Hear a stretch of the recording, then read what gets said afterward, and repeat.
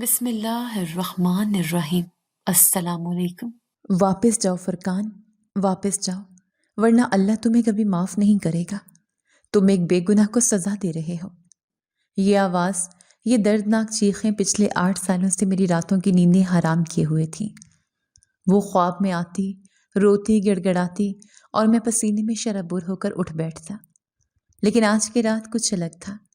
آج مجھے اپنے ہی گھر کی چھت سے کسی کے پاؤں کی آہٹ محسوس ہوئی۔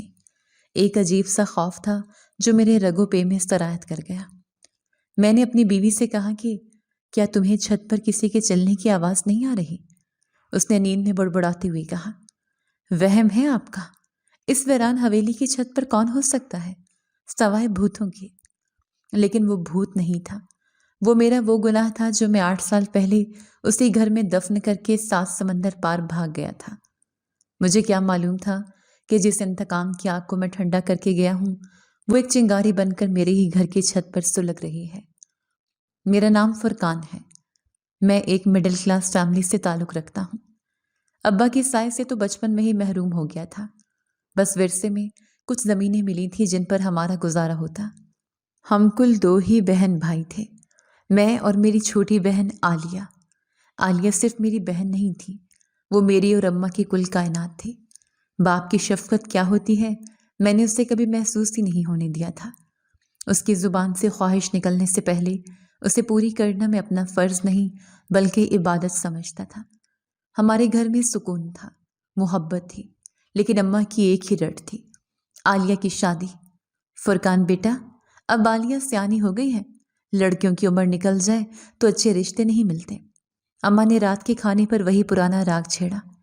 میں نے نوالا توڑتے ہوئے ناگواری سے کہا، اماں ابھی وہ بچی ہے، ابھی تو اس نے کالج ختم کیا ہے اور مجھے ابھی اپنا کاروبار سیٹ کرنے دیں۔ میں اپنی بہن کی شادی دھوم دھام سے کروں گا، ایسے نہیں کہ بس بوجھ اتاروں۔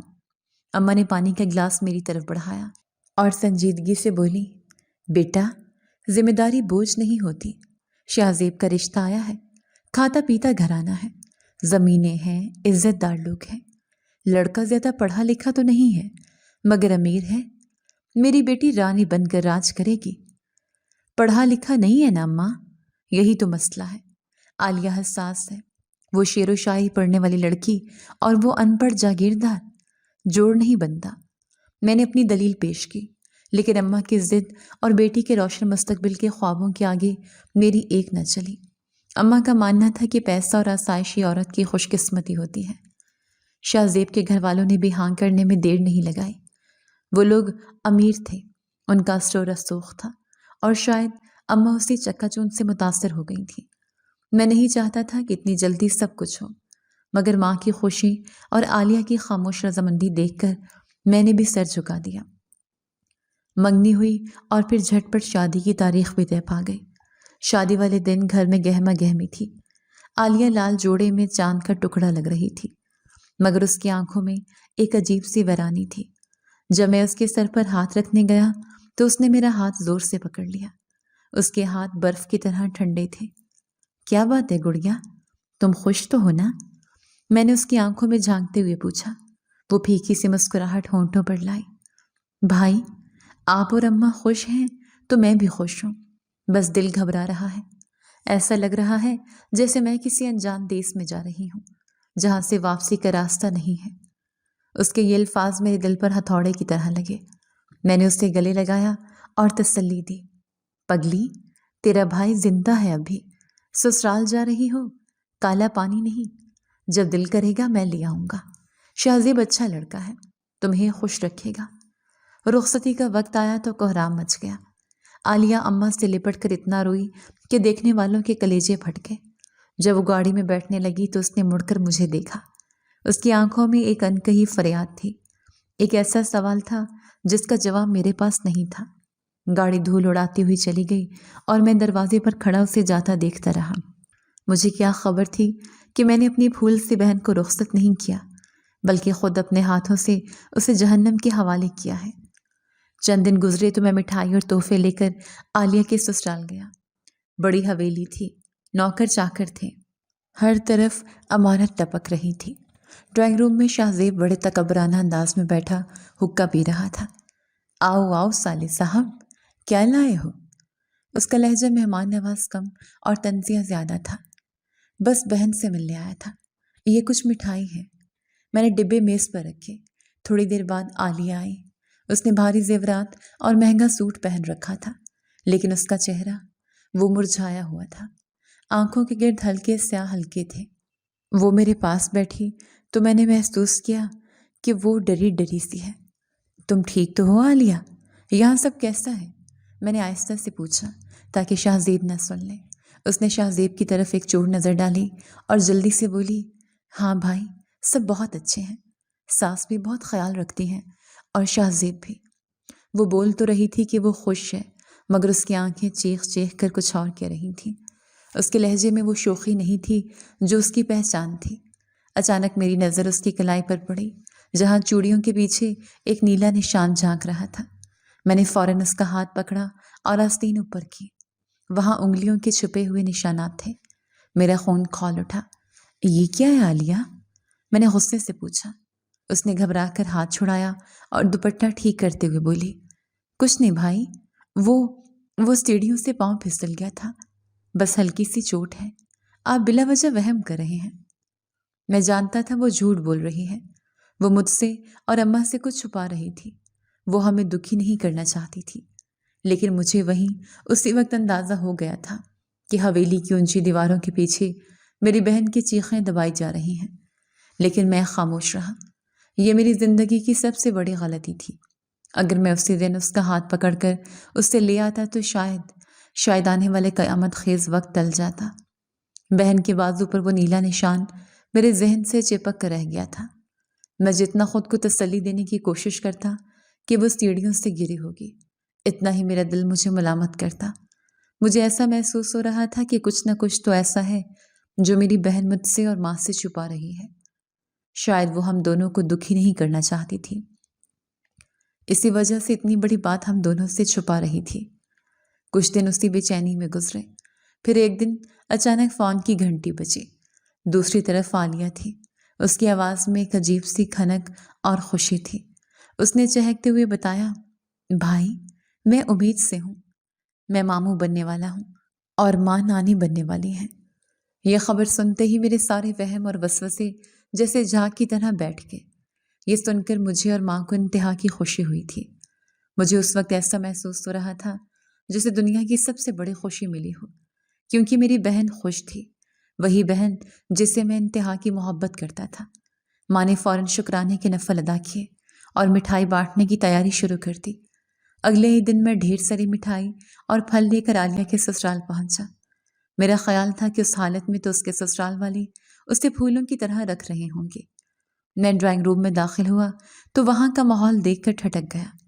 शाहजेब और उसके वालिदैन हंसी मजाक कर रहे थे और आपस में गप्पे लगा रहे थे। मुझे देखकर उन्होंने रस्मी से सलाम किया, मगर उनके चेहरों पर वो खुशी नहीं थी जो पहली औलाद की खबर पर होनी चाहिए थी। मैंने इधर उधर देखा, मगर आलिया नजर नहीं आई। मैंने पूछा, आलिया कहाँ है?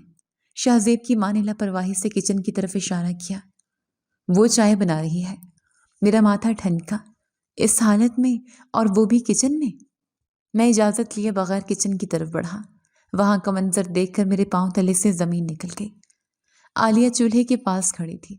उसके एक हाथ पर पट्टी बंधी थी और दूसरे हाथ से वो बड़ी मुश्किल से देगची हिला रही थी। मैं तेजी से आगे बढ़ा और उसका हाथ पकड़ लिया।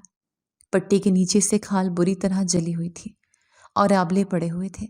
मैंने गुस्से और तड़प कर पूछा, ये क्या है आलिया? तुम्हारा हाथ कैसे जला? और तुम इस हालत में काम क्यों कर रही हो? आलिया ने घबराकर मुझे देखा और फिर दरवाजे की तरफ नजर दौड़ाई। वो धीमी आवाज में बोली, भाई, कुछ नहीं हुआ। खाना बनाते हुए गरम तेल गिर गया था। आप परेशान ना हो। मेरा गुस्सा काबू से बाहर होने लगा। मैंने उसका हाथ नहीं छोड़ा और ऊंची आवाज में बोला, ये गरम तेल गिरा है या गिराया गया है? और बाहर वो लोग हंस रहे हैं और तुम यहाँ जलते हुए हाथ के साथ खड़ी हो। तुम्हारे साथ यहाँ ये सलूक होता है?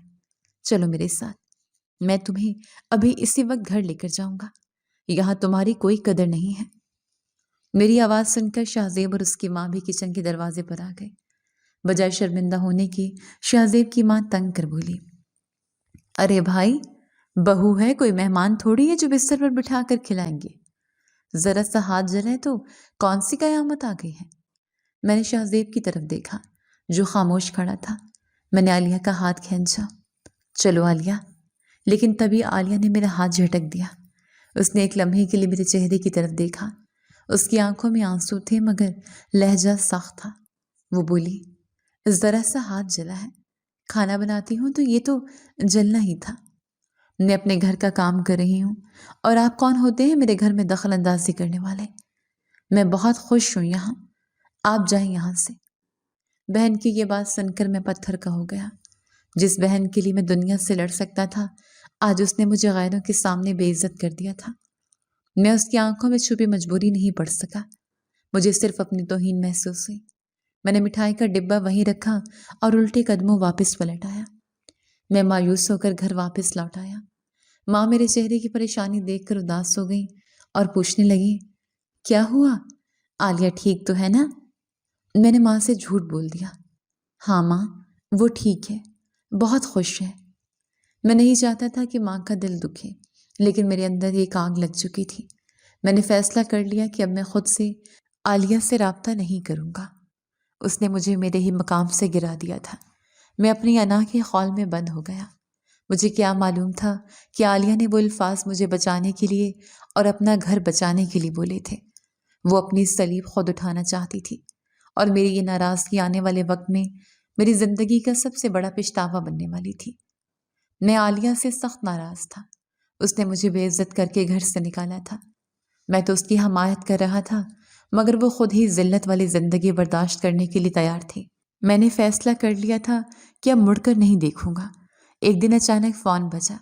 سکرین پر عالیہ کا نام جگمگا رہا تھا۔ میں نے فون دیکھا اور منہ پھیر لیا۔ میں بڑبڑایا، اب کیوں فون کر رہی ہے؟ جب میں مدد کرنا چاہتا تھا تب تو دھتکار دیا تھا۔ میں نے پہلی کال پر فون نہ اٹھایا اور ناراضگی دکھانے کی کوشش کی۔ بیل بند ہو گئی لیکن اگلے ہی لمحے دوبارہ فون بجنے لگا۔ اس بار گھنٹی کا شور میرے دل میں عجیب سی گھبراہٹ پیدا کرنے لگا۔ نہ جانے کیوں میرے ہاتھ کانپنے لگے۔ میں نے جیسے ہی کال اٹھائی، میرے کانوں میں عالیہ کی نہیں بلکہ اس کی دردناک چیخوں کی آواز پڑی۔ کوئی اسے بری طرح پیٹ رہا تھا۔ پھر ایک مردانہ آواز گونجی۔ یہ کوئی اور نہیں، اس کا شوہر شہزیب تھا۔ شہزیب چیخ رہا تھا، آج تیرا قصہ ہی ختم کر دیتا ہوں، نہ تو رہے گی اور نہ تیری منحوسیت۔ ساتھ ہی اس کی سانس کی زہریلی آواز آئی، مار دے اس منحوس کو، اس کی وجہ سے گھر کے سارے کام الٹ ہو رہے ہیں، اس نے ناک میں دم کر رکھا ہے۔ عالیہ کی لرزتی ہوئی آواز آئی، خدا را مجھے مت مارو، میرے بچے کا تو خیال کرو، اماں بچاؤ مجھے۔ ساس نے کہکا لگایا، ڈرامے بند کر اپنے، شہزیب اس کا منہ بند کرو تاکہ پڑوسی نہ سن لیں۔ فون شاید عالیہ کے ہاتھ سے گر گیا تھا یا چھپا کر ملایا گیا تھا، کیونکہ کال کٹی نہیں تھی، ویسے ہی چلتی رہی۔ ٹھک ٹھک کی آوازیں اور پھر ایک زوردار چیخ کے بعد خاموشی چھا گئی۔ ہیلو عالیہ، ہیلو۔ میں پاگلوں کی طرح فون پر چیخ رہا تھا مگر دوسری طرف سناٹا تھا۔ میں اس وقت اپنے آفس میں تھا، بغیر کچھ سوچے سمجھے وہاں سے ننگے پاؤں ہی نکل پڑا۔ گاڑی کی رفتار انتہائی تیز تھی۔ ایسا محسوس ہو رہا تھا کہیں خود ہی ٹکرا کے مر جاؤں گا، لیکن میری بہن کو وہ پیٹ رہے تھے اور میں نے خود اپنے کانوں سے سنا تھا۔ گاڑی چلاتے ہوئے میں خود سے باتیں کر رہا تھا، اللہ میری بہن کی حفاظت کرنا، میں آ رہا ہوں عالیہ، ہمت مت ہارنا۔ میں جیسے ہی بہن کے گھر پہنچا تو وہاں کا دروازہ کھلا تھا۔ میں اندر بھاگا، صحن میں عجیب سی خاموشی تھی۔ میں نے زور سے آواز دی، عالیہ، عالیہ کہاں ہو تم؟ شہزیب برآمدے سے باہر نکلا۔ اس کے ماتھے پر پسینہ تھا اور وہ گھبرایا ہوا لگ رہا تھا۔ وہ لڑکھڑاتی زبان سے بولا، وہ صالح صاحب آپ اچانک کیسے؟ میں نے اس کا گریبان پکڑ لیا۔ عالیہ کہاں ہے؟ تم لوگ اسے مار رہے تھے، میں نے فون پر سب سنا ہے۔ تبھی اس کی ماں اندر سے روتی ہوئی باہر آئی۔ ہائے غضب ہو گیا، میری بہو سیڑھیوں سے گر گئی، دیکھو تو صحیح سے کیا ہو گیا۔ میں دھکا دے کر اندر کمرے کی طرف بھاگا۔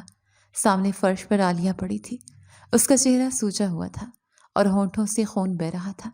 اس کی آنکھیں کھلی تھیں مگر ان میں زندگی کی کوئی رمق باقی نہیں تھی۔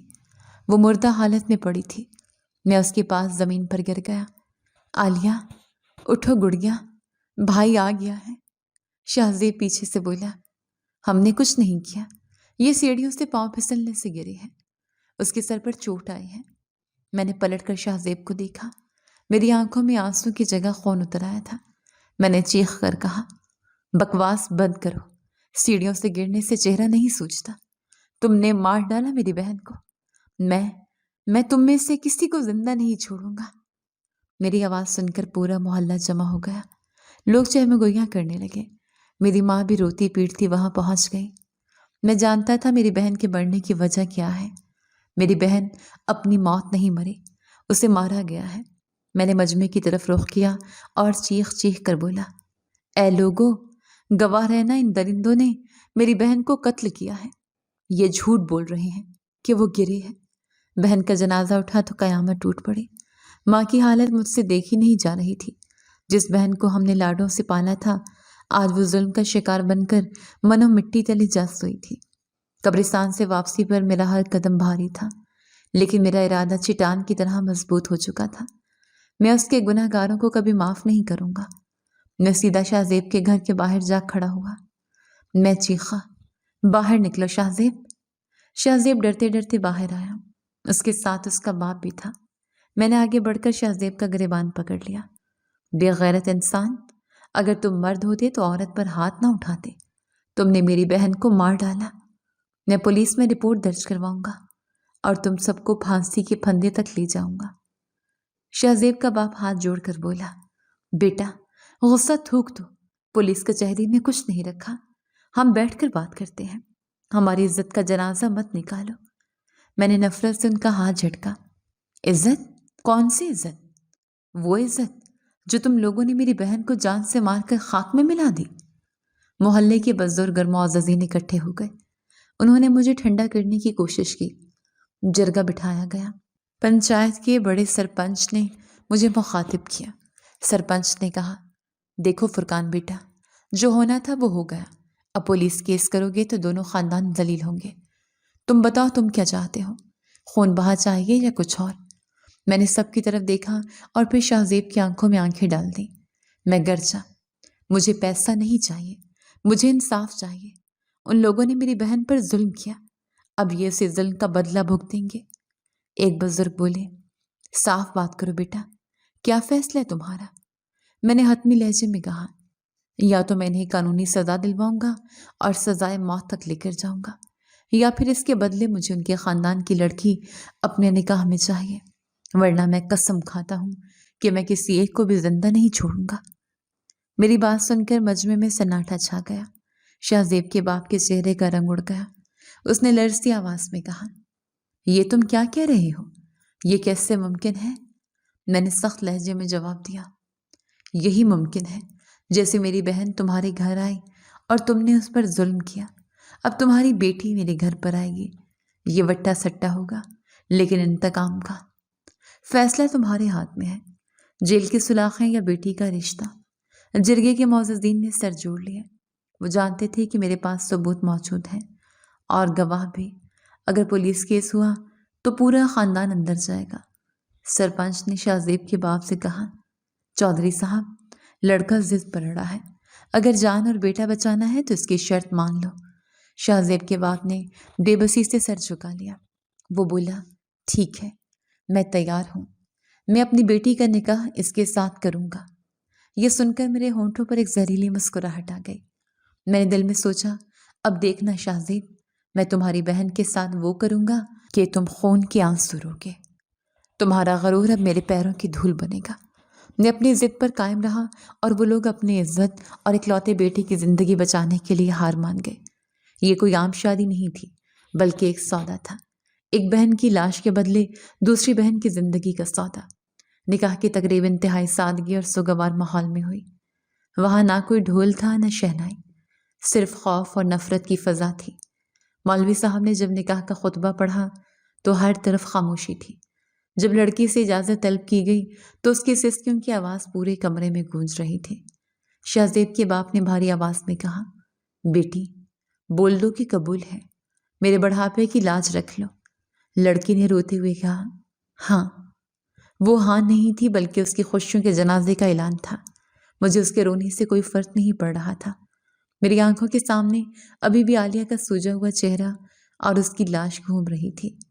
میں چاہتا تھا کہ یہ بھی روئے، اس کا خاندان بھی تڑپے۔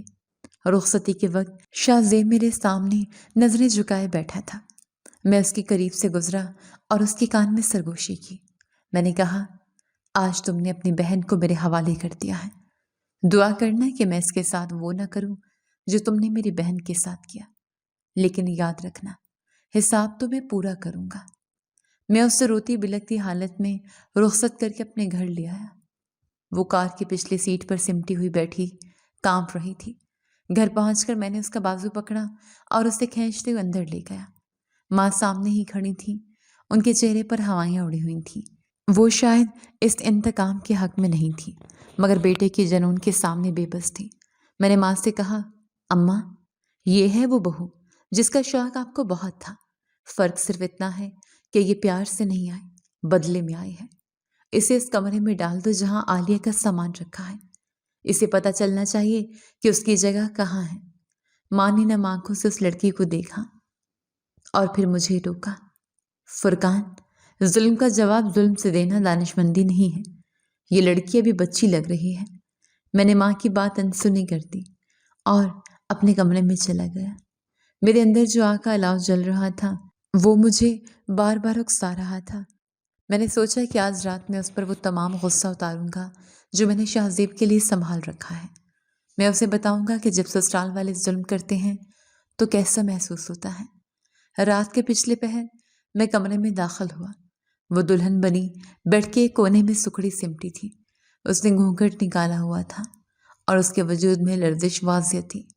میں بھاری قدموں سے چلتا ہوا اس کے قریب گیا۔ میں نے سخت لہجے میں کہا، اپنا یہ گھونگھٹ اٹھاؤ، مجھے دکھاوے کی ضرورت نہیں ہے۔ تم یہاں کوئی عزت کمانے نہیں آئی بلکہ سزا بھگتنے آئے ہو۔ اس نے کوئی حرکت نہیں کی۔ میں نے غصے میں آگے بڑھ کر جھٹکے سے اس کا گھونگھٹ الٹ دیا۔ جیسے ہی میری نظر اس کے چہرے پر پڑی، میرے پیروں تلے سے زمین نکل گئی۔ میرے جسم کا سارا غصہ ایک لمحے کے لیے برف بن گیا۔ سامنے کوئی شاطر یا چالاک عورت نہیں بلکہ ایک انتہائی کم عمر لڑکی تھی۔ اس کی عمر مشکل سے 15 برس ہوگی۔ وہ بالکل معصوم سے چہرے والی بچی محسوس ہو رہی تھی۔ اس کی بڑی بڑی آنکھوں میں خوف کے سائے ناچ رہے تھے اور آنسوں سے کاجل بہہ کر اس کے گالوں پر جم گیا تھا۔ میں لڑکھڑا کر 2 قدم پیچھے ہٹا۔ یہ لوگ اتنے گرے ہوئے ہیں، انہوں نے دھوکہ کیا میرے ساتھ، اتنی چھوٹی بچی کا نکاح میرے ساتھ کر دیا تاکہ میں اس پر ہاتھ نہ اٹھا سکوں۔ اس کی معصومیت دیکھ کر میرے اندر کا انتقام دم توڑنے لگا۔ مجھے عجیب سی الجھن ہونے لگی۔ میں ایک درندہ بننے آیا تھا لیکن سامنے ایک سہمی ہوئی ہرنی بیٹھی تھی۔ میں نے خود کلامی کے انداز میں کہا، یہ میں کیا کرنے جا رہا تھا؟ ایک بچی سے بدلا؟ اسے دیکھتے ہی مجھے شدید گھن آنے لگی، ان لوگوں پر اور اپنی قسمت پر۔ میں نے اسے وہیں چھوڑا اور تیزی سے کمرے سے باہر نکل آیا۔ میں اس کمرے میں ایک پل بھی مزید نہیں رک سکتا تھا۔ وہ رات میں نے گھر سے باہر سڑکوں پر آوارہ گردی کرتے گزاری۔ میرا دماغ سن ہو چکا تھا۔ مجھے سمجھ نہیں آ رہا تھا کہ اب میں اس انتقام کا کیا کروں جو میرے گلے کا توق بن گیا تھا۔ میں صبح کے وقت گھر میں داخل ہوا تو ماں دروازے پر ہی میری منتظر تھی۔ ان کی آنکھیں سوجی ہوئی تھیں جیسے وہ ساری رات روتی رہی ہوں۔ مجھے دیکھتے ہی وہ آگے بڑھیں اور میرا بازو تھام لیا۔ ماں نے پریشانی سے پوچھا، فرقان، کہاں تھے تم ساری رات؟ میں کتنا ڈر گئی تھی۔ کیا ہوا؟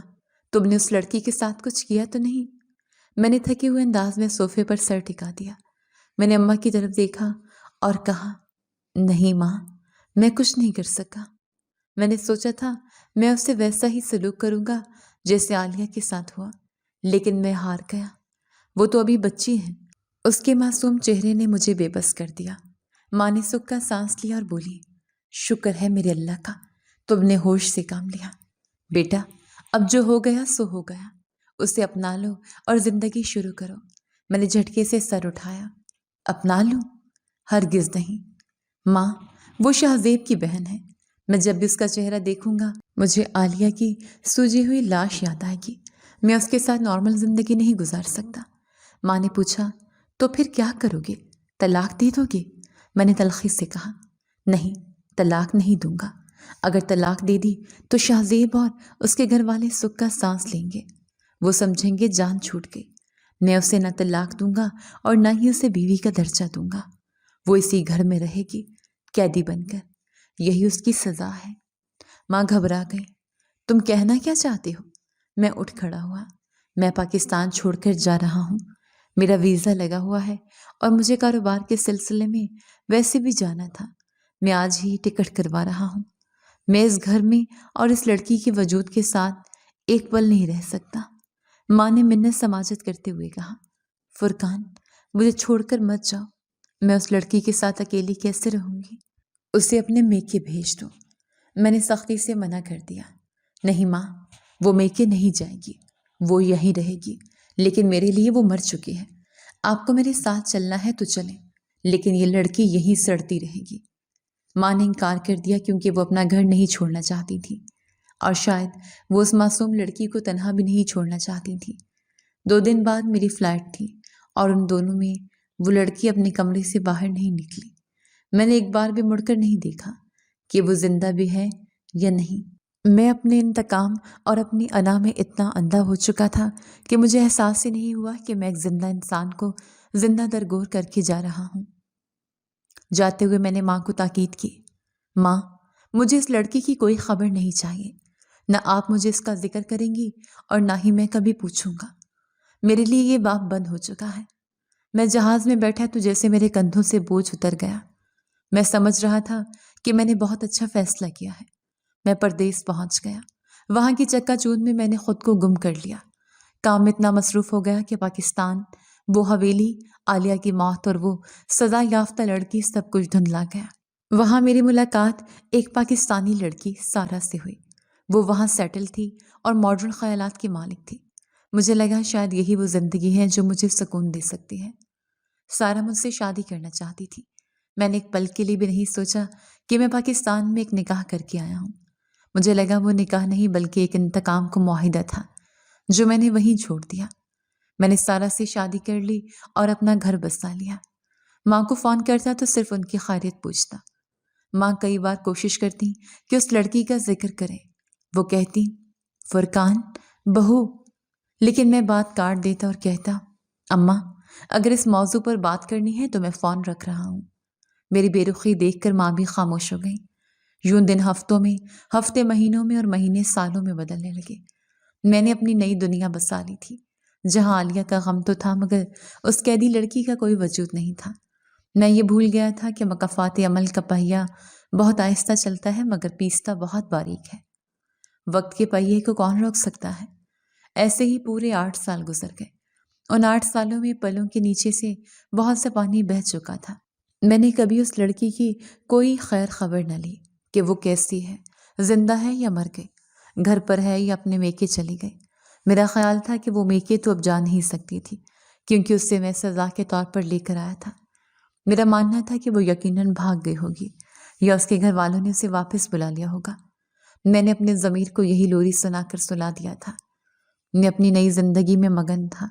सारा के साथ मैं खुश था और हम बैरून मुल्क एक अच्छी जिंदगी गुजार रहे थे। लेकिन कुदरत को कुछ और ही मंजूर था। एक रात मैं खाना खाने के बाद अपने कमरे में लेटा था। नींद मेरी आंखों में उतर रही थी कि अचानक मैं एक गहरी खाई में गिरने लगा। मंजर बदला और मैंने देखा कि मैं उसी पुरानी हवेली के सहन में खड़ा हूँ। मेरे सामने आलिया खड़ी थी, वही आलिया जिसे मरे हुए 8 साल हो चुके थे, लेकिन उसका हुलिया खौफनाक था। उसके हाथ रस्सियों से बंधे हुए थे और वो ज़ारों के तार रो रही थी। मैं ख्वाब में ही चीखा, आलिया, तुम तो जा चुकी थी, ये तुम्हारे हाथ किसने बांधे हैं? आलिया ने मेरी तरफ सुर्ख आंखों से देखा और चिल्लाई, ये हाथ मैंने नहीं, तुमने बांधे हैं भाई, तुमने। मैं हड़बड़ा गया। मैं तो तुम्हारा भाई हूं आलिया। मैंने तो तुम्हारा बदला लिया है। मैंने उनकी बेटी को सजा दी है। आलिया ने जोर से नफी में सर हिलाया और बोली, ये बदला नहीं, जुल्म है। तुम एक जालिम शख्स हो। तुम एक बेकसूर को सजा दे रहे हो। अल्लाह तुझे कभी माफ नहीं करेगा। वापस जाओ फुरकान, वापस जाओ, इससे पहले कि माफी के दरवाजे भी बंद हो जाए। जाओ اس کی رسی کھولو۔ میں نے آگے بڑھنا چاہا تو عالیہ نے مجھے دھکا دیا۔ جاؤ یہاں سے۔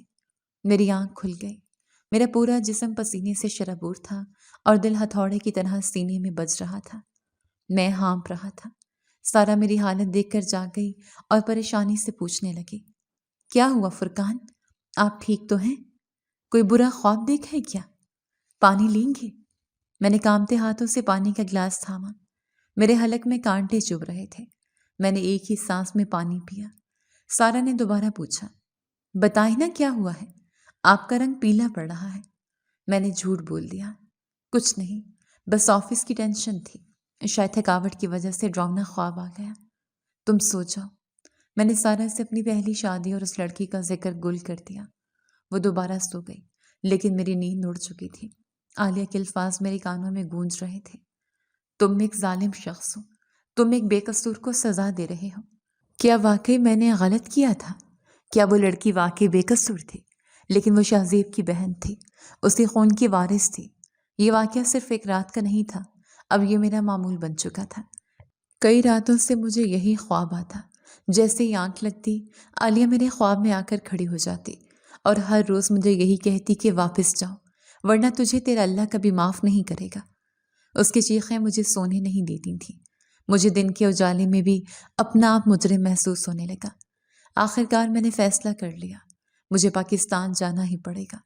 مجھے جا کر دیکھنا ہوگا کہ وہاں کیا ماجرا ہے۔ میرا دل گواہی دے رہا تھا کہ کچھ بہت غلط ہو رہا ہے۔ میں نے ایک شام سارا سے کہا، سارا، میں کچھ دنوں کے لیے پاکستان جا رہا ہوں۔ سارا حیران رہ گئی۔ اچانک، سب خیریت تو ہے؟ امی ٹھیک ہیں؟ میں نے نظریں چراتے ہوئے کہا، ہاں امی ٹھیک ہیں، لیکن انہیں میری یاد بہت آ رہی ہے۔ 8 سال ہو گئے ہیں ماں سے نہیں ملا، دل بہت اداس ہے، بس ایک چکر لگا کر واپس آ جاؤں گا۔ سارا نے اصرار کیا، میں بھی ساتھ چلتی ہوں، میں بھی امی سے مل لوں گی۔ میں گھبرا گیا، نہیں سارا، تم بچوں کے ساتھ یہی رہو، بچوں کے اسکول ہے اور میرا سفر مختصر ہے، میں جلد واپس آ جاؤں گا۔ میں اسے اپنے ساتھ نہیں لے جا سکتا تھا کیونکہ وہاں میری ایک اور حقیقت دفن تھی۔ میں نے جلدی جلدی ٹکٹ کروائی اور سامان باندھ لیا۔ جہاز میں بیٹھتے ہوئے مجھے عجیب سی بے چینی ہو رہی تھی۔ ایسا لگ رہا تھا جیسے میں اپنے ماضی کی عدالت میں پیش ہونے جا رہا ہوں، جہاں جج بھی میں خود ہوں اور مجرم بھی میں خود۔ میں سوچ رہا تھا کہ جب میں گھر پہنچوں گا تو کیا ہوگا؟ کیا وہ لڑکی وہاں ہوگی؟ یقیناً نہیں ہوگی۔ ماں نے اسے میکے بھیج دیا ہوگا یا وہ خود بھاگ گئی ہوگی۔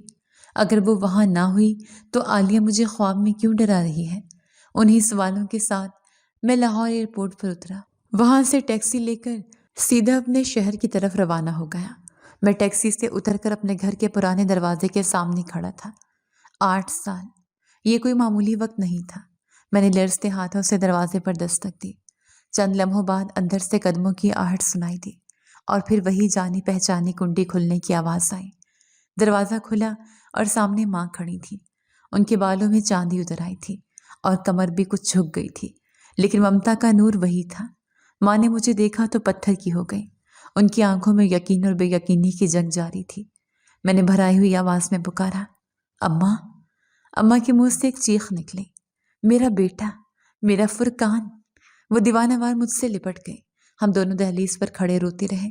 ماں میرے چہرے کو بار بار چوم رہی تھی، جیسے انہیں یقین نہ آ رہا ہو کہ ان کا بیٹا واپس آ گیا ہے۔ ہم اندر آ گئے۔ گھر کا چپا چپا مجھے اپنی یاد دلا رہا تھا۔ میں نے ماں کو صوفے پر بٹھایا اور ان کے قدموں میں بیٹھ گیا۔ ماں نے میرا ماتھا چوما اور بولی، تو زندہ ہے فرقان؟ مجھے لگا تھا شاید میں تجھے دیکھے بغیر ہی مر جاؤں گی۔ تو نے 8 سال کیسے گزار لیے ماں کے بغیر؟ میں نے شرمندگی سے سر جھکا لیا۔ غلطی ہوگی اماں، میں روزگار اور اپنی نئی زندگی میں ایسا الجھا کہ واپسی کا راستہ ہی بھول گیا۔ لیکن اماں، آپ سنائیں، آپ کیسی ہیں؟ ماں نے ٹھنڈی آب بھری۔ بس بیٹا، جی رہی ہوں تیری آس پر۔ اب تو آ گیا ہے تو جان میں جانا ہی ہے۔ ہم کافی دیر باتیں کرتے رہے۔ میں نے ماں کو بتایا کہ میں وہاں کتنا خوشحال ہوں اور کاروبار کیسا چل رہا ہے، لیکن میں نے بھی سارا اور بچوں کا ذکر نہیں کیا۔ میرے دل میں ایک سوال کانٹے کی طرح چبھ رہا تھا۔ میری نظریں بار بار گھر کے در و دیوار کو ٹٹول رہی تھیں کہ شاید وہ نظر آ جائے۔ جب صبر کا پیمانہ لبریز ہو گیا تو میں نے ہمت کر کے پوچھ لیا، میں نے ادھر ادھر نظریں دوڑا کر پوچھا، اماں وہ لڑکی کہاں ہے؟ شہزیب کی بہن نظر نہیں آ رہی، کیا میکے گئی ہے؟ ماں کے چہرے پر ایک رنگ آیا اور ایک رنگ گیا۔ وہ چند لمحے خاموش رہیں، پھر انہوں نے نظریں چرا لیں۔ میں نے دوبارہ پوچھا، بتائیں نا ماں، وہ یہاں نہیں ہے کیا؟ اماں نے گہرا سانس لیا اور انتہائی سنجیدگی سے کہا، بیٹا اس کا ذکر مت کرو، وہ تو اسی دن چلی گئی تھی۔ کیا مطلب چلی گئی تھی؟ کون سے دن؟ ماں نے میرے ہاتھ پر ہاتھ رکھا اور بولی، جس دن تو یہاں سے گیا تھا، تیری بیوی تو اس سے اگلے دن ہی بھاگ گئی تھی، اس کے بعد وہ کبھی واپس نہیں آئی۔ یہ بات سن کر میں بہت حیران ہوا تھا۔ مجھے یقین نہیں آ رہا تھا کہ وہ اتنی چھوٹی سی بچی کیسے بھاگ سکتی ہے۔ میں نے حیرت سے پوچھا، وہ بھاگ گئی لیکن کہاں، اور آپ نے اسے روکا نہیں؟ ماں نے بڑی صفائی سے جھوٹ بول دیا۔ میں کیسے روکتی؟ میں تو خود بیمار پڑ گئی تھی۔ مجھے ہوش آیا تو پتہ چلا کہ وہ گھر میں نہیں ہے۔ میں نے سوچا شاید اپنے بھائی کے گھر واپس چلی گئی ہوگی یا پھر کہیں اور نکل گئی۔ ہم نے ڈھونڈنے کی کوشش نہیں کی کیونکہ تو نے جاتے ہوئے کہا تھا کہ تیرے لیے وہ مر چکی ہیں، اس لیے میں نے بھی اس باب کو بند کر دیا۔ یہ سن کر میرے دل پر رکھا ہوا منو وزن بوجھ ہٹ گیا۔ تو اس کا مطلب ہے وہ یہاں نہیں ہے، وہ اپنی سزا کاٹ کر جا چکی ہے۔ میں نے سکا سانس لیا۔ میں نے کہا، اچھا ہوا ماں، جان چھوٹی۔ میں تو ویسے بھی ڈر رہا تھا کہ اگر وہ یہاں ہوئی تو میں اس کا سامنا کیسے کروں گا۔ وہ منحوس تھی۔ اچھا ہوا اپنی راہ لی۔ ماں نے مجھے عجیب نظروں سے دیکھا اور خاموش رہیں۔ ان کی خاموشی میں کچھ ایسا تھا جو مجھے سمجھ نہیں آیا، لیکن میں نے اسے تھکاوٹ سمجھ کر نظر انداز کر دیا۔ رات ہوئی تو میں اپنے پرانے کمرے میں چلا گیا، وہی کمرہ جہاں 8 سال پہلے میں اسے چھوڑ کر گیا تھا۔ بستر وہی تھا، الماری وہی تھی، لیکن فضا میں ویرانی تھی۔ میں لیٹ گیا، لیکن نیند میری آنکھوں سے کوسوں دور تھی۔ ماں کی بات میرے دماغ میں گھوم رہی تھی۔ وہ بھاگ گئی تھی۔ اگر وہ بھاگ گئی تھی اور اپنی زندگی جی رہی تھی تو پھر عالیہ مجھے خواب میں کیوں ڈرا رہی تھی؟ عالیہ کیوں کہہ رہی تھی کہ میں ظلم کر رہا ہوں؟ اگر وہ آزاد ہے تو پھر میں ظالم کیسے ہوا؟ ساری رات میری بے چینی میں گزر گئی۔ میں کروٹیں بدلتا رہا۔ کبھی لگتا کہ ماں سچ بول رہی ہے اور کبھی لگتا کہ کچھ چھپایا جا رہا ہے۔ میرا ضمیر مجھے ملامت کر رہا تھا کہ میں نے تحقیق کیوں نہیں کی۔ کیا مجھے شہزیب کے گھر جا کر پتہ کرنا چاہیے؟ نہیں، وہاں جانے کی ہمت مجھ میں نہیں تھی۔ گھٹن بڑھنے لگی تو میں اٹھ کر بیٹھ گیا۔ کمرے کی دیواریں مجھے کاٹنے کو دوڑ رہی تھیں۔ میں نے پانی پیا مگر حلق خشک رہا۔ میں خود کلامی کرنے لگا، نہیں فرقان، وہم ہے تمہارا۔ ماں کیوں جھوٹ بولیں گی؟ وہ چلی گئی ہے، اب پرسکون ہو جاؤ۔ لیکن سکون کہاں تھا؟ دل کی دھڑکن بے ترتیب تھی۔ مجھے کھلی ہوا کی ضرورت تھی۔ میں نے فیصلہ کیا کہ چھت پر جاتا ہوں، شاید ٹھنڈی ہوا سے دماغ ٹھکانے آ جائے۔ میں آہستگی سے کمرے سے نکلا تاکہ ماں کی آنکھ نہ کھل سکے اور سیڑھیوں کی طرف بڑھا۔ مجھے کیا خبر تھی کہ چھت پر ہوا نہیں بلکہ ایک ایسا طوفان میرا منتظر ہے جو میری زندگی کی بنیادیں ہلا کر رکھ دے گا۔ وہ سچ جسے میں نے 8 سال تک چھپا کر رکھا تھا اب میرے سامنے آنے والا تھا۔ میں بے چین ہوتا چھت پر چلا گیا۔ رات کا پچھلا پہر تھا اور آسمان پر تارے چمک رہے تھے، لیکن میرے دل میں گھپ اندھیرا تھا۔ ٹھنڈی ہوا چل رہی تھی مگر میرے اندر کا الاؤ بجھنے کا نام نہیں لے رہا تھا۔ میں چھت پر ادھر ادھر ٹہل رہا تھا کیونکہ نیند میری آنکھوں سے کوسوں دور تھی۔ میرے ذہن میں بار بار ماں کے الفاظ گونج رہے تھے، وہ بھاگ گئی تھی۔ میں نے خود سے سوال کیا، اگر وہ بھاگ گئی تھی تو پھر میرا ضمیر مجھے کیوں ملامت کر رہا ہے؟ عالیہ میرے خواب میں کیوں آ رہی ہے؟ ضرور کچھ ایسا ہے جو مجھ سے چھپایا جا رہا ہے۔ میں ٹہلتے ٹہلتے چھت کے کونے میں بنی پانی کی ٹینکی کے پاس پہنچ گیا۔ وہاں اندھیرا زیادہ تھا۔ اچانک مجھے محسوس ہوا کہ ٹینکی کے پیچھے کوئی سایہ ہلا ہے۔ میرا دل زور سے دھڑکا۔ میں نے کڑک دار آواز میں پوچھا، کون ہے وہاں؟ کوئی جواب نہیں آیا، صرف ہوا کی سرسراہٹ سنائی دی۔ میں نے دوبارہ پکارا، باہر نکلو، میں دیکھ چکا ہوں کہ وہاں کوئی ہے، کون چھپا ہے وہاں؟ میں آہستگی سے قدم اٹھاتا ہوا ٹینکی کی طرف بڑھا۔ جیسے جیسے میں قریب جا رہا تھا چھپنے والے کی سانسوں کی آواز مجھے سنائی دے رہی تھی۔ میں نے جیب سے موبائل نکالا اور اس کی ٹارچ چلا دی۔ روشنی کا دائرہ جیسے ہی ٹینکی کے پیچھے پڑا، میرے پاؤں تلے سے زمین نکل گئی۔ وہاں کوئی چور یا اجنبی نہیں تھا، بلکہ ایک لڑکی دیوار کے ساتھ لگی کھڑی کانپ رہی تھی۔ اس نے اپنے دونوں ہاتھوں سے اپنا چہرہ چھپایا ہوا تھا، جیسے وہ روشنی سے ڈر رہی ہو۔ میں پتھر کے بت کی طرح اسے دیکھتا رہ گیا۔ یہ وہی لڑکی تھی، شاہ زیب کی بہن، جسے میں 8 سال پہلے ایک بچی چھوڑ کر گیا تھا۔ میری زبان لڑکھڑائی۔ تم یہاں ہو؟ ماں تو کہہ رہی تھی کہ تم بھاگ گئی ہو۔ اس نے ڈرتے ڈرتے اپنے چہرے سے ہاتھ ہٹائے۔ 8 سالوں میں وہ ایک بچی سے ایک نوجوان لڑکی بن چکی تھی۔ اس کے چہرے پر معصومیت تو وہی تھی، مگر خوف کے گہرے سائے تھے۔ اس کے کپڑے پرانے اور پیبند لگے تھے اور وہ کمزور لگ رہی تھی۔ وہ لرزتی ہوئی آواز میں بولی، مجھے مت مارے، میں نے کچھ نہیں کیا، میں یہاں چھپی ہوئی تھی، میں کہیں نہیں گئی۔ اس کی آواز سن کر مجھے یوں لگا جیسے کسی نے میرے دل پر خنجر چلا دیا ہو۔ وہ بھاگی نہیں تھی، وہ یہیں تھی، اسی گھر میں، اسی چھت پر، یا شاید کسی کال کوٹھڑی میں۔ میں نے حیرت اور صدمے سے پوچھا، تم یہیں تھی 8 سال سے؟ لیکن ماں نے مجھ سے جھوٹ کیوں بولا؟ وہ دیوار کے ساتھ مزید سمٹ گئی۔ اس کی آنکھوں میں وہی خوف تھا جو 8 سال پہلے اس کی رخصتی کے وقت تھا۔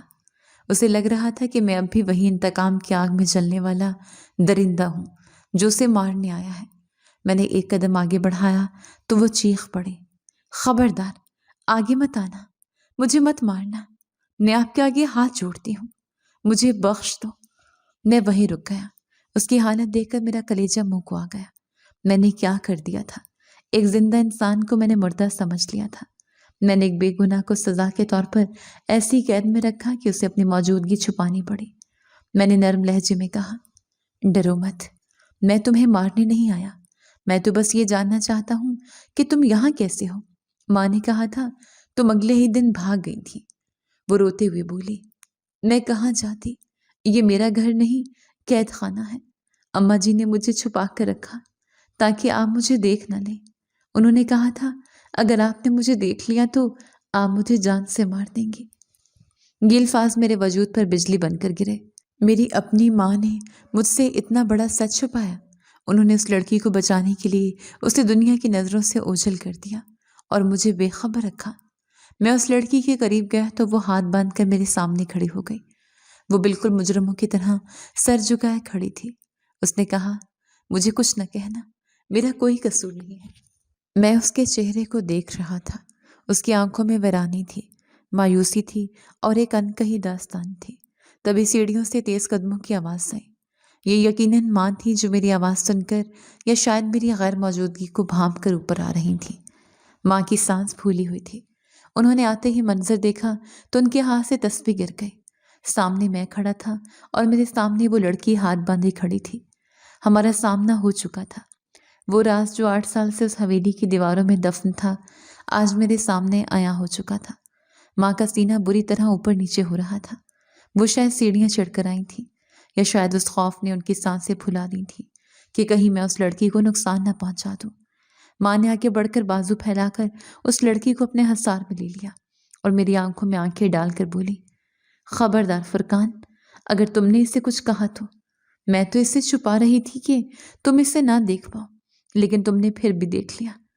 میں نے حیرت اور صدمے کے ملے جلے جذبات کے ساتھ کہا، اماں، آپ نے مجھ سے اتنا بڑا جھوٹ بولا؟ آپ نے کہا تھا یہ بھاگ گئی ہے، آپ نے مجھے دھوکے میں رکھا۔ ماں کی آنکھوں میں آنسو آ گئے، لیکن ان کا لہجہ مضبوط تھا۔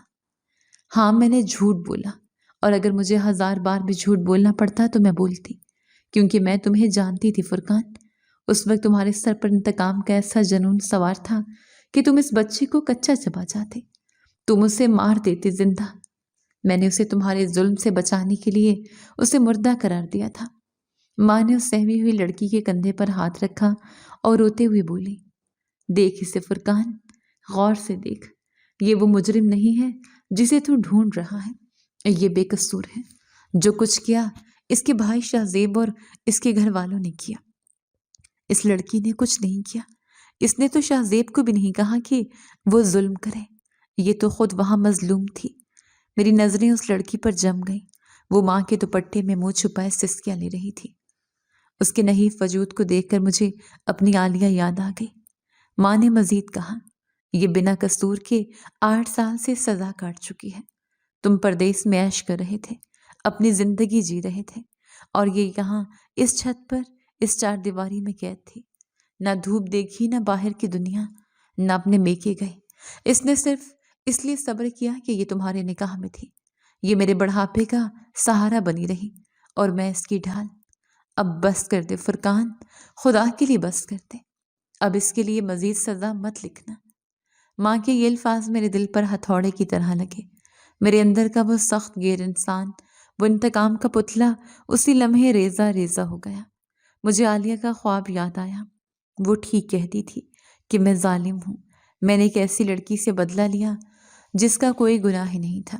میں شہزیب سے مختلف کیسے ہوا؟ اس نے میری بہن پر ظلم کیا اور میں نے اس کی بہن پر۔ ہم دونوں نے ایک ہی صف میں کھڑے تھے۔ یہ سن کر میری آنکھوں میں آنسو آ گئے۔ میں وہیں گھٹنوں کے بل بیٹھ گیا۔ میرا غرور خاک میں مل چکا تھا۔ میں نے روتے ہوئے ماں کے قدم پکڑ لیے۔ مجھے معاف کر دے اماں، میں اندھا ہو گیا تھا۔ میں بدلے کی آگ میں اتنا آگے نکل آیا کہ مجھے اچھے اور برے کی تمیز ہی نہ رہی۔ میں نے ایک معصوم زندگی برباد کر دی۔ پھر میں نے اس لڑکی کی طرف دیکھا جو ابھی بھی خوفزدہ تھی۔ میں نے ہاتھ جوڑ کر اس سے کہا، مجھے معاف کر دو۔ میں جانتا ہوں میرے گناہ کا کوئی معافی نہیں ہے۔ میں نے تمہاری جوانی کے بہترین سال برباد کر دیے۔ میں تمہیں وہ خوشیاں تو واپس نہیں لا کر دے سکتا جو کھو گئی، لیکن میں وعدہ کرتا ہوں کہ آج کے بعد تمہیں کوئی دکھ نہیں دوں گا۔ آج کے بعد تم قیدی نہیں ہو۔ ماں نے مجھے اٹھایا اور سینے سے لگا لیا۔ اس رات چھت پر ہم تینوں بہت روئے، لیکن یہ آنسو ندامت اور میل کے تھے۔ اگلے چند دن میں نے اس لڑکی کی حالت سدھارنے میں گزارے۔ اس کا نام ردا تھا۔ میں نے اسے اچھے کپڑے لا کر دیے، ڈاکٹر کو دکھایا اور اسے یقین دلایا کہ اب اسے ڈرنے کی ضرورت نہیں ہے۔ ماں بہت خوش تھی کہ ان کا بیٹا راہ راست پر آ گیا ہے، لیکن میرے لیے امتحان ابھی ختم نہیں ہوا تھا۔ مجھے واپس جا کر اپنی دوسری بیوی سارہ کو بھی سچ بتانا تھا۔ یہ ایک مشکل مرحلہ تھا، لیکن اب میں جھوٹ کی بنیاد پر زندگی نہیں گزارنا چاہتا تھا۔ کچھ عرصے بعد ماں کا انتقال ہو گیا۔ وہ پرسکون تھی کہ میں نے ردا کو اپنا لیا ہے۔ ماں کی وفات کے بعد میں ردا کو اپنے ساتھ بیرون ملک لے گیا۔ وہاں جا کر میں نے سارہ کو سب سچ بتا دیا۔ میں نے اسے بتایا کہ کیسے میں انتقام کی آگ میں اندھا ہو کر ایک نکاح کر کے آیا تھا اور پھر اسے چھوڑ گیا تھا۔ میں نے اسے ردا کی بے گناہی اور اپنی ندامت کے بارے میں بتایا۔ سارہ پہلے تو بہت ناراض ہوئی، روئی اور چلائی، لیکن جب اس نے ردا کو دیکھا، اس کی ٹوٹی ہوئی شخصیت اور اس کی معصومیت دیکھی، تو اس کا دل بھی پسیج گیا۔ سارہ ایک سمجھدار عورت تھی۔ اس نے حالات کی سنگینی کو سمجھا۔ میں نے دونوں بیویوں سے معافی مانگی۔ میں نے فیصلہ کیا کہ انصاف کا تقاضا یہی ہے کہ دونوں کو الگ الگ گھر لے کر دوں، تاکہ کسی کی حق تلفی نہ ہو اور روزمرہ کے جھگڑے نہ ہوں۔ میں نے دونوں کو الگ الگ گھروں میں رکھا، لیکن حقوق برابر دیے۔ میں نے اپنی زندگی کو ترازو کے کانٹے کی طرح متوازن کر لیا۔ آج اس بات کو مزید کئی سال گزر چکے ہیں۔ اللہ نے مجھے ردا سے ایک بیٹا عطا کیا ہے۔ جب میں اپنے بیٹے کو گود میں اٹھاتا ہوں تو مجھے سکون محسوس ہوتا ہے۔ ردا اب خوش ہے، اس کے چہرے کا خوف ختم ہو چکا ہے اور وہ ایک پرسکون زندگی گزار رہی ہے۔ شہزیب اور اس کے خاندان کا کیا بنا، میں نے کبھی مڑ کر نہیں دیکھا۔ میں نے اپنا معاملہ اللہ پر چھوڑ دیا تھا۔ سنا ہے کہ وہ لوگ اولاد کے سکھ کو ترستے رہے اور بیماریوں نے انہیں گھیر لیا، لیکن مجھے اس سے اب کوئی خوشی نہیں ہوتی۔ لیکن کبھی کبھی جب میں تنہائی میں بیٹھتا ہوں تو سوچتا ہوں کہ میں بدلے کی آگ میں اترا تھا۔ میں تو سمجھتا تھا کہ بدلہ لے کر مجھے سکون ملے گا، کلیجہ ٹھنڈا ہوگا، لیکن بدلے نے مجھے سوائے پچھتاوے اور گناہ کے کچھ نہیں دیا۔ میں ایک بے قصور کی زندگی برباد کرنے کے لیے اترا تھا۔ میں نے وہی کیا جو مجھے اس وقت اپنے غصے میں اچھا لگا تھا، لیکن شاید میرے اللہ کے فیصلے بہت بہترین ہیں۔ اگر ماں اس لڑکی کو نہ چھپاتی تو شاید میں قاتل بن جاتا۔ اللہ نے میری ماں کے ذریعے مجھے بچا لیا۔ میں نے سیکھا ہے کہ انتقام لینا ہمارا کام نہیں ہے، انصاف کرنا ذات باری تعالیٰ کا کام ہے۔ جب ہم بدلہ لینے کی کوشش کرتے ہیں تو ہم بھی ظالم بن جاتے ہیں۔ اصل بہادری معاف کرنے میں اور اپنا معاملہ اللہ کے سپرد کرنے میں ہے۔ آج میں مطمئن ہوں۔ میرے پاس 2 بیویاں اور بچے ہیں جو مجھ سے پیار کرتے ہیں۔ عالیہ میرے خواب میں نہیں آتی۔ شاید اسے بھی یقین آ گیا ہے کہ اس کا بھائی اب ظالم نہیں رہا۔ جی تو دوستو، کیسی لگی آپ کو ہماری آج کی کہانی؟ اپنی رائے کا اظہار ہمارے کمنٹس باکس میں ضرور کیجیے گا، اور اگر آپ کو ہماری ویڈیو پسند آئی ہے تو کر لیجیے ہمارے چینل کو سبسکرائب، ویڈیو کو لائک اور بیل آئیکن لازمی پریس کر لیجیے تاکہ ہر نئی آنے والی ویڈیو کا نوٹیفیکیشن آپ کو بر وقت موصول ہو سکے۔ ملتے ہیں ایسی ہی ایک سبق آموز کہانی کے ساتھ، تب تک کے لیے اللہ نگہبان۔